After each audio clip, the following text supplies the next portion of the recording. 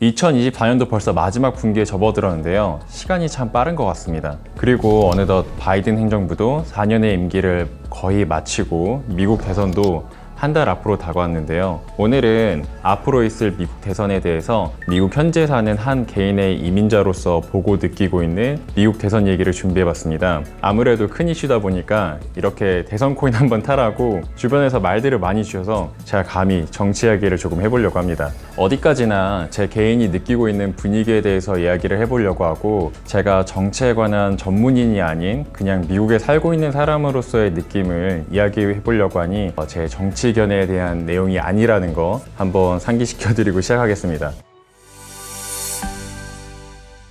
바이든 현 대통령이 대선 후보에서 사퇴를 하면서 카밀라 해리스가 대선 주자로 나섰고, 공화당은 트럼프 전 대통령이 후보자로 발탁이 되었죠. 그리고 지난 몇 달간 생각보다 많은 일들이 있었어요. 우선 바이든 대통령의 첫 TV 토론 이후에 지지율의 하락과 동시에 사퇴가 있었고, 그리고 트럼프 암살 시도도 있었고요. 전반적으로 분위기가 트럼프가 무난하게 당선이 될 것 같았어요. 근데 지금 분위기가 카밀라 해리스가 추격을 하는 그림이 되더니 지금 몇몇 조사에서는 앞선다는 내용들까지도 나오고 있고, 지금은 오히려 주로 해리스가 앞선다는 내용들이 더 많이 나오고 있더라고요. 자, 각 후보에 대해서는 저보다 더 훌륭하신 분들이 상세하게 설명하는 내용들이 많으니까 한 번씩 찾아보시는 걸 추천드릴게요. 저는 그분들의 백그라운드 그리고 정책 방향성에 대한 이야기보다는 그냥 제가 느끼고 있는 미국 현지, 그리고 더 나아가서는 조지아주에서 느껴지는 느낌에 대해서 좀 집중해서 얘기를 해보도록 하겠습니다. 일단 얼마 전에 있었던 TV 토론에 대해서 이야기를 안 할 수가 없을 것 같은데요.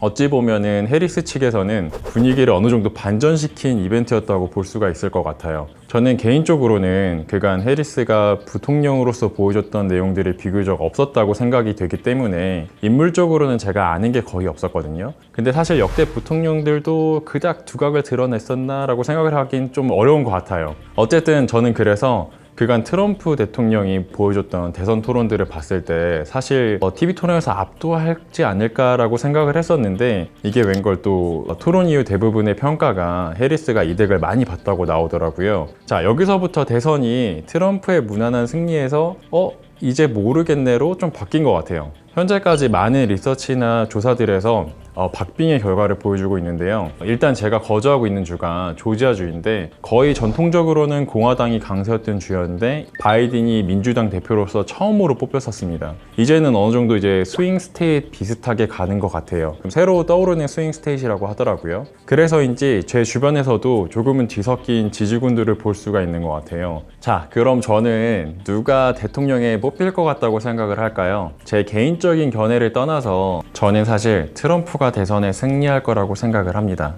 왜 그렇게 생각하는지는 한번 3가지 정도를 이야기해 볼게요. 자, 첫 번째로 사람들이 트럼프에 대해서 익숙해졌다는 느낌을 지울 수가 없어요. 처음 트럼프가 대선에 나왔던 2016년과 2024년의 분위기가 비슷하지만 조금은 다르다고 느껴지는데요. 처음 나왔던 2016년에는 뭔가 여러 가지 의미로 센세이션을 했잖아요. 지지자들도 뭔가 분노에 휩싸인 사람들처럼 폭발적으로 표출도 했고, 샤이 트럼프라고 불리면서 좀 트럼프를 대놓고 지지하는 거를 좀 창피했던 사람들도 많았었어요. 트럼프 본인도 그런 지지표들을 위해서 되게 자극적으로 유세도 하고 그랬었잖아요. 그러다 보니까 반응이 정말 와, 이건 뭐지? 약간 이런 느낌들이었는데, 그리고 그 당시에는 분위기가 정말 험악했다고까지 생각이 들었었어요. 여러 가지로 좀 분쟁도 많았고 약간 사람들이 뭔가 화가 난 듯한 느낌? 근데 그렇게 당선이 되고 나서도 연일 뉴스를 쏟아냈던 대통령이었는데, 이제는 저를 비롯한 많은 그 미국에 계신 분들이 트럼프의 언행에 되게 익숙해진 것 같아요. 이제는 소위 막말을 하더라도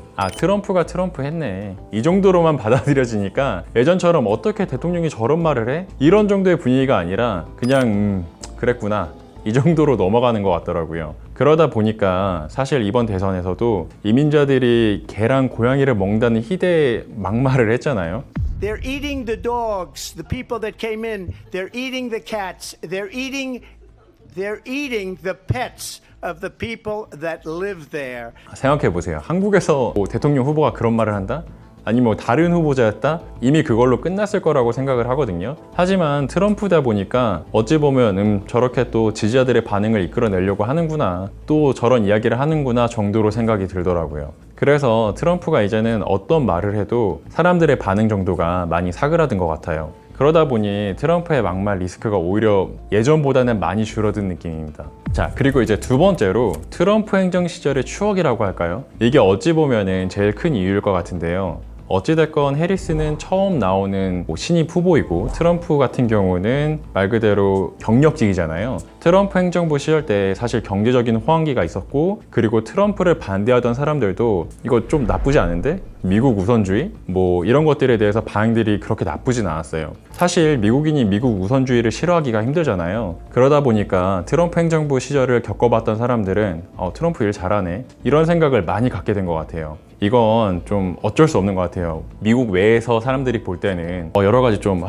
대통령이 저렇게 격이 없어도 되나? 그러는데 이득적인 면이나 그런 것만 볼 때는 본인들한테 이득을 가져다 주는 사람들이 좋겠죠. 사실 코비드가 없었다면은 제 생각에는 트럼프 재선은 되게 무난했을 거라고 생각을 하거든요. 자, 그럼 이제 코비드를 빼고 생각을 해본다고 하면 어찌 보면은 트럼프의 재선 대선이 다시 치러지고 있는 상황이라고 생각을 합니다. 그래서 많은 사람들이 트럼프가 다시 대통령이 된다고 해서 예전보다 큰 반감을 가지고 있지는 않은 것 같아요. 세 번째로는 지지군의 차이를 얘기해 볼 수 있을 것 같은데요. 어딘지 모르게 제 느낌에는 이번 대선이 예전 조지 부시 재선 시절과 좀 닮아있다는 생각이 들더라고요. 조금 연세가 있으신 분들이나 제 연령대인 사람들은 좀 기억을 하실 거예요. 트럼프만큼은 아닐지 몰라도 안티가 정말 많던 대통령이었는데 결국에는 존 캐리를 상대로 재선에서 승리를 했었습니다. 큰 차이로 승리를 했다고는 할 수는 없지만은 그때 재선 결과를 평가하는 그 말귀 중에 하나 중에 제 머릿속에 깊게 남은 게 있었는데요. 조지 부시를 뽑은 사람들은 조지 부시의 열렬한 팬이고 존 캐리를 뽑은 사람들은 조지 부시의 안티 팬이다.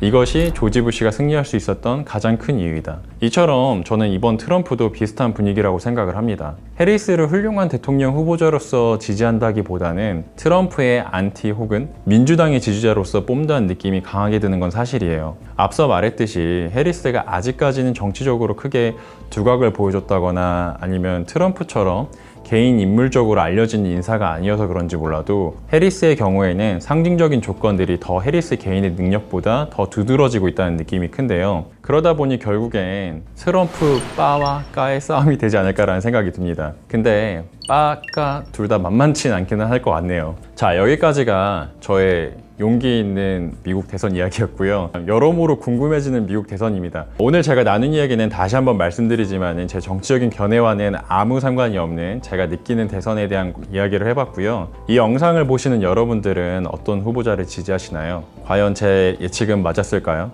그리고 저는 누구에게 표를 던지고 올까요? 다음 달에 대선 결과 내용을 다룬 영상으로 한 번 더 찾아뵙도록 할 건데요. 여기까지가 오늘 준비했던 내용이었고요. 미국 보험 맛집의 브라이언이었습니다.